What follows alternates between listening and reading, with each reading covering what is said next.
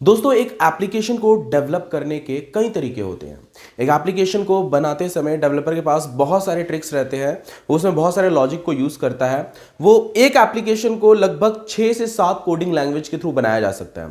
एक वेबसाइट को 4 से 5 कोडिंग लैंग्वेज के थ्रू बनाया जा सकता है। ठीक है, अब ये डिपेंड आपके ऊपर करता है कि आप कितने टेक्निकल हो, आप कितने नॉन टेक्निकल हो। उस हिसाब से सामने वाली डेवलपमेंट कंपनी आपसे डील करती है। ठीक है, आज दोस्तों आपको मैं इस वीडियो में ये बताने वाला हूं कि जब आप एप्लीकेशन बनवाने जा रहे हो तो आपको राइट टेक्नोलॉजी का कैसे उसमें यूज कराना है, और आपको कैसे पता होना चाहिए कि अगर ये टेक्नोलॉजी में मेरा एप्लीकेशन बनेगा तो स्मूथ भी चलेगा, मेरे ऑडियंस को पसंद भी आएगा, और सबसे बड़ी बात कि आपका उसमें खर्चा कम लगेगा। ठीक है, इन चीजों के ऊपर आज हम इस वीडियो में बात करने वाले हैं। सबसे पहला पॉइंट है दोस्तों मेरा, नो योर ऑडियंस। ठीक है, सबसे पहले तो आपको अपने ऑडियंस को समझना है कि आपके ऑडियंस जिन ऑडियंस को आप टारगेट कर रहे हो वो ज्यादा से ज्यादा क्या यूज करते हैं। मतलब आई मीन टू से कि वो ज्यादा से ज्यादा कौन से फोन को यूज करते हैं। एग्जांपल के तौर पे अगर आप अपना एप्लीकेशन फ्लटर पे बना रहे हो, ठीक है, तो फ्लटर में जो आप एप्लीकेशन डेवलप कराओगे वो iOS में भी चलेगा, एंड्रॉयड में भी चलेगा, बट थोड़ा खर्चा यहां पे आपका बढ़ेगा, क्योंकि अगर आप iOS के लिए बनवा रहे हो तो वहां पे जो पब्लिश करोगे आप, तो वहां पे आपको अराउंड हर ईयर का $100 के आसपास आपको पे करना पड़ेगा। प्ले कंसोल के लिए बस आपको वन टाइम पे करना रहता है, वो भी सिर्फ $25। ठीक है, तो ये सारी चीजें आपको समझनी पड़ेगी कहां पे ज्यादा आपका खर्चा लग रहा है। सबसे पहले आपको अपने ऑडियंस को समझना है कि आपके बहुत सारे दोस्तों ऐसे एप्लीकेशन हैं जो iOS के लिए बनाए गए हैं लेकिन एंड्रॉयड के लिए भी नहीं बने हैं, और बहुत ऐसे भी एप्लीकेशन है जो सिर्फ प्ले स्टोर पे है, एंड्रॉयड के लिए बनाए गए हैं, iOS के लिए नहीं है। क्योंकि उस एप्लीकेशंस के जो ओनर हैं वो जानते हैं अपने ऑडियंस को कि भाई मेरे ऑडियंस इतने भी रिच नहीं है कि वो iOS यूज करेंगे या फिर आईफोन यूज करेंगे। ठीक है, तो उन्होंने सिर्फ एंड्रॉयड के लिए डिजाइन किया है। सबसे पहले आपको समझना है आपकी ऑडियंस कितनी ज्यादा नॉलेजफुल है, या फिर मीडियम एवरेज ऑडियंस है आपकी, वो ज्यादातर मतलब एंड्रॉयड यूज करने वाले हैं।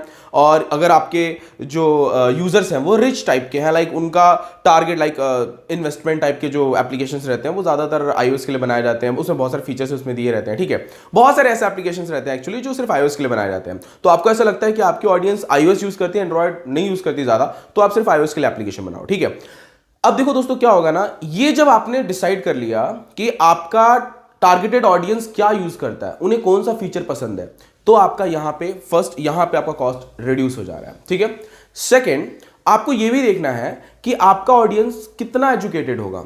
मान लीजिए आपने एक ऐसा एप्लीकेशन बना दिया जिसमें आपने कूट कूट के फंक्शनैलिटी डाल दी, बहुत ज्यादा आपने खर्चा किया, बहुत ज्यादा फंक्शनैलिटी डाल दी, बट आपकी जो टारगेटेड ऑडियंस है वो पढ़ी लिखी नहीं है ज्यादा। ठीक है, मान लीजिए आपने एक ऐसे स्टेट के लिए म्यूजिक एप्लीकेशन बनाया है, बिहार साइड पकड़ लीजिए या फिर यूपी साइड, एक एग्जांपल के तौर पे बिहार साइड आप पकड़ लीजिए कि बहुत ज़्यादा आपने मल्टी फंक्शनैलिटी वाला एक म्यूजिक एप्लीकेशन बना दिया।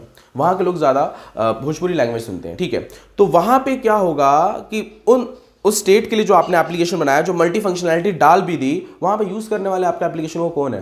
पान टपरी वाले, कॉलेज वाले, स्टूडेंट्स, बच्चे, कुछ यंगस्टर होंगे, बूढ़े भी होंगे, ये सारी चीज, ये सब लोग आपके एप्लीकेशन को यूज़ करने वाले हैं। उसमें से आपकी 20 to 30% की आपकी ऑडियंस एजुकेटेड होगी, 70% की आपकी ऑडियंस नॉन एजुकेटेड, मतलब उन्होंने पढ़ाई की ही नहीं, बस वो एप्लीकेशन को यूज करते हैं, उन्हें आता है बस, पर आपने कूट कूट के फंक्शनैलिटी डाली है, बट वो फंक्शनैलिटी उनके किसी काम की नहीं है। ठीक है, आपने बहुत अच्छी कोडिंग लैंग्वेज यूज कर ली, बहुत ज्यादा खर्चा कर लिया, पर वो किसी काम की नहीं उनके लिए, तो यहीं पे आप मार खा जाओगे। मैंने एक छोटा सा एग्जांपल दिया है, बस आप इस तरीके से आप सोचो कि आप जो एप्लीकेशन बना रहे हो वो किन ऑडियंस के, पहले आप अपने ऑडियंस को समझो, टारगेटेड ऑडियंस क्या है। एक और एग्जांपल देता हूं, मान के चलिए आपने PWA का ऐप, मतलब प्रोग्रेसिव वेब ऐप आपने बना दिया, क्योंकि ऑब्वियसली वो वेबसाइट भी बनेगी और आपका वहां से मतलब एप्लीकेशन में भी उसे कन्वर्ट किया जा सकता है, और आजकल बहुत फीजिबल है, लो कॉस्ट में भी बन जाता है और इजी टू यूज रहता है वैसे एप्लीकेशंस। ठीक है, वो एप्लीकेशन आपने बना दिया, बट आपकी जो ऑडियंस है, ठीक है, वो नॉन एजुकेटेड, उन्होंने पढ़ाई वगैरह नहीं किया है, वो नॉर्मली एप्लीकेशन को बस यूज करना जानते हैं, तो वो आपकी वेबसाइट पे जाएंगे बट आपके एप्लीकेशन को यूज नहीं कर पाएंगे, वो डाटा फिल नहीं कर पाएंगे, मतलब आपको जो चाहिए अपने ऑडियंस से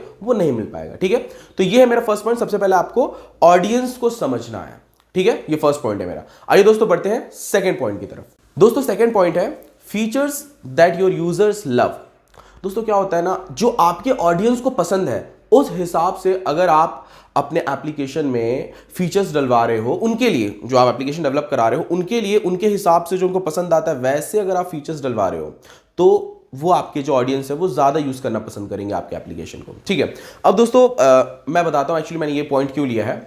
एग्जांपल के तौर पे अगर आप जावा में मतलब एंड्रॉयड स्टूडियो में आप अपना एप्लीकेशन बिल्ड कर रहे हो, एंड्रॉयड जो यूजर्स हैं उनके लिए बना रहे हो, ठीक है, पर आपने फंक्शनैलिटी कुछ थोड़ा यूनिक तरीके से डाला है, मतलब कुछ अलग वे में डाला है, मतलब ये मान लीजिए कि वो यूजर एक्सपीरियंस उसका खास नहीं है, बट एप्लीकेशन में आपने फंक्शनैलिटी बहुत ज़्यादा डाल के रखी है, ठीक है, और वो जब आप सर्व करोगे उन ऑडियंस के सामने तो उनको बिल्कुल पसंद नहीं आएगा, ठीक है।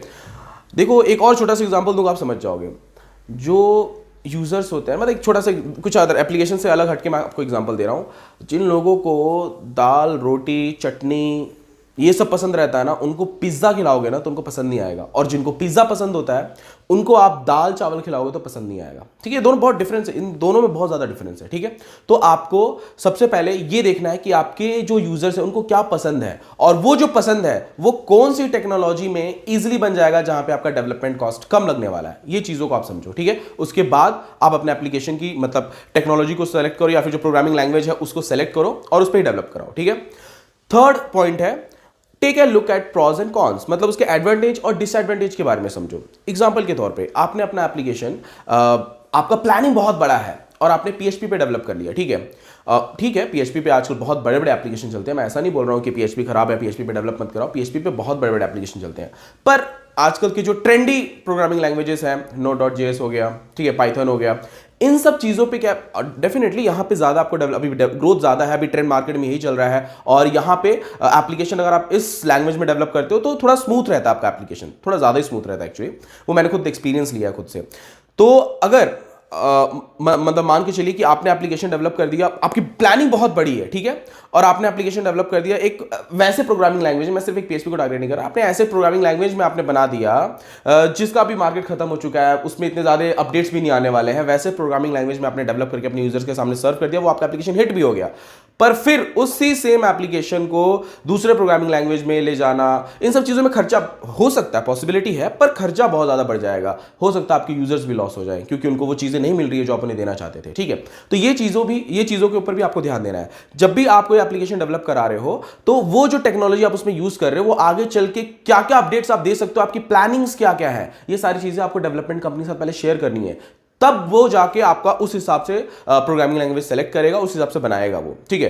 देखो क्या होता है ना दोस्तों, जरूरी है ये समझना आपके लिए कि आपका एप्लीकेशन कौन सी प्रोग्रामिंग लैंग्वेज पे बन रहा है, उसका डेवलपमेंट कॉस्ट अगर इतना है तो अगर वो किसी अदर प्रोग्रामिंग लैंग्वेज में बनेगा तो कितना कॉस्ट आएगा। एग्जांपल के तौर पे प्रोग्रेसिव वेब ऐप अगर आप बनाते हो, ठीक है, तो उसमें आपको फायदा क्या होता है, वेबसाइट भी आपकी रेडी हो गई, वहां से मतलब एक एप्लीकेशन भी आपका iOS और एंड्रॉइड दोनों के लिए रेडी हो जा रहा है, तो यहां पे आपका डबल फायदा है, वेबसाइट भी हो गई, आपका एप्लीकेशन दोनों प्लेटफॉर्म के लिए बन जा रहा है, तो ये सस्ते में बन जाएगा। पर वो जो आपने बनाया वो आपके ऑडियंस को पसंद आएगा या नहीं आएगा, ये आपको पहले सोचना है। इसलिए मैंने पहले के जो 2 पॉइंट आपको बताया, इसीलिए बताया कि ताकि आप टेक्नोलॉजी चूज करने से पहले आप अपने ऑडियंस को समझो, उनको क्या फीचर्स पसंद है, उसके बाद में आप कोई भी प्रोग्रामिंग लैंग्वेज को सेलेक्ट करो, अपनी डेवलपमेंट कंपनी के साथ शेयर करो, एंड देन आप अपने एप्लीकेशन को डेवलप करो।